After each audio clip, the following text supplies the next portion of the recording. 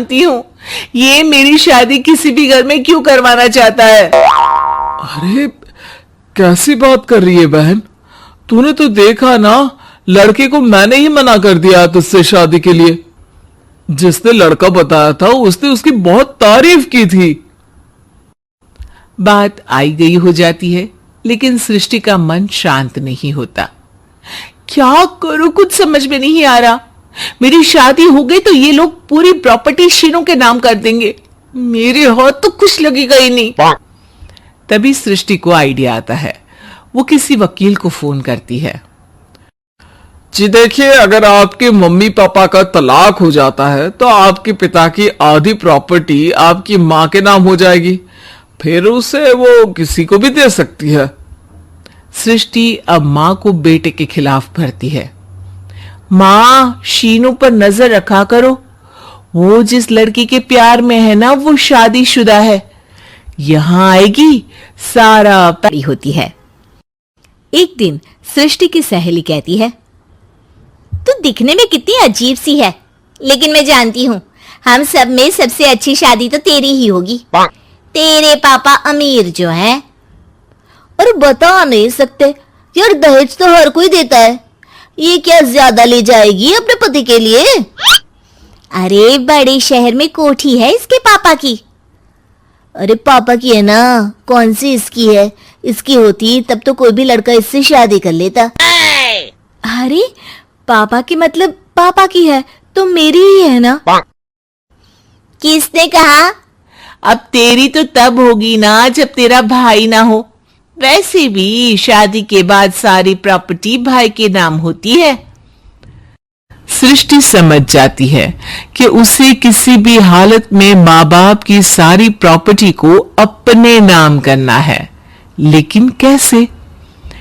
एक दिन सृष्टि का भाई शीनू कहता है, बहन क्या कर रही है? तुझसे एक बात करनी है। अरे हाँ हाँ करना, मैं तो तेरी बहन हूं। बहन, मेरी लाइफ में ना एक लड़की है, बहुत अच्छी है। मैं सोच रहा हूँ माँ और पापा से बात करूं शादी के लिए। सृष्टि को समझ में आ जाता है कि भाई की शादी होते ही भाभी उसे एक दिन भी घर में बर्दाश्त नहीं करेगी। क्या बात है भाई, बताना कौन है वो? यार वो बहुत अच्छी लड़की है, पढ़ी लिखी है, मेरे साथ जॉब भी करती है, बस एक प्रॉब्लम है। प्रॉब्लम? क्या प्रॉब्लम है भाई? यार वो शादीशुदा है, लेकिन उसके पति ने उसे सिर्फ इसलिए छोड़ दिया क्योंकि उसके माँ बाप दहेज नहीं दे पाए। सृष्टि ये सुनकर न जाने क्यों खुश हो जाती है। अरे भाई तो क्या हुआ, लड़की तुझे तो पसंद है ना? शीनू को लगता है कि बहन उसे समझ रही है। वो इस बात से अनजान होता है कि उसकी बहन की मंशा पूरा घर हड़पने की है। सृष्टि अपनी मां से कहती है, मम्मी मुझे तो बहुत चिंता है, पता है शीनू क्या कर रहा है? अरे क्या कर रहा है, वो तो काम पर जाता है और वापस घर आता है। नहीं ना माँ, वो यही तो नहीं कर रहा, बाकी सब कर रहा है। आपको पता है उससे प्यार है, और वो भी एक शादीशुदा लड़की से। ये क्या हो गया, मैं सोसाइटी में क्या मुंह दिखाऊंगी? अरे तेरे पापा तो यही कहेंगे कि मैंने ही उसे बिगाड़ दिया है। माँ देखो, मेरी बात मानो, पापा पर भी विश्वास करने की जरूरत नहीं है। अब आप ही बताओ, पापा इतनी देर घर के बाहर रहते हैं क्यों, बोलो? अरे बेटा वो तो नौकरी करते हैं ना। तू बहुत भोली है माँ। पापा का ऑफिस तो 7 बजे खत्म हो जाता है, लेकिन देखो कितनी देर से आते हैं। अरे नहीं नहीं बेटा, ऐसी कोई बात नहीं है। सृष्टि माँ को एक औरत से बात करते पिता की फोटो दिखाती है। देखो माँ कैसे हैं पापा, मैं ना कहती थी कि पापा सही नहीं है। मैं तेरे पापा से बात करूंगी, दे फोटो मुझे। ओ माँ, वो तो डिलीट हो गई। लेकिन चल, तूने तो देख लिया ना। पापा से बाद में बात कर लेना, और हाँ, मेरा नाम बिल्कुल मत लेना, हाँ माँ। अब क्या था, सृष्टि के माँ और पिता के बीच झगड़ा होना शुरू हो जाता है। सृष्टि के मन में क्या चल रहा था कोई नहीं जानता था। एक दिन, माँ, सृष्टि के लिए एक लड़का देखा है, वो लोग शाम को उसे देखने आने वाले हैं। और हाँ माँ, एक खुशखबरी, मैं और पापा मिलकर एक नया बिजनेस ट्राई कर रहे हैं। शाम को लड़का आता है, सांवले रंग का। सृष्टि को तो बिल्कुल भी पसंद नहीं आता।